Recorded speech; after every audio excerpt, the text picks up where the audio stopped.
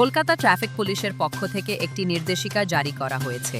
তাতে বলা হয়েছে যে দ্বিতীয় হুগলি সেতু অর্থাৎ বিদ্যাসাগর সেতুতে শনিবার 11ই অক্টোবর সকাল 5টা থেকে 9:30 প্রায় 4.5 ঘন্টা এবং রবিবার 12ই অক্টোবর দুপুর 3টে থেকে রাত 8টা পর্যন্ত 5 ঘন্টা সমস্ত রকম যান চলাচল বন্ধ থাকবে।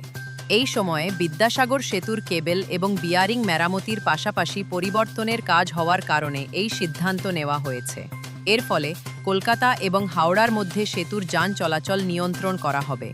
কলকাতা ট্রাফিক পুলিশের নির্দেশিকা অনুযায়ী এই সময় যে গাড়িগুলো হাওড়া থেকে কলকাতা যাবে বা কলকাতা থেকে হাওড়া দিকে আসবে তারা হাওড়া ব্রিজ, নিবেদিতা সেতু এবং বালি ব্রিজ হয়ে যাতায়াত করতে পারে।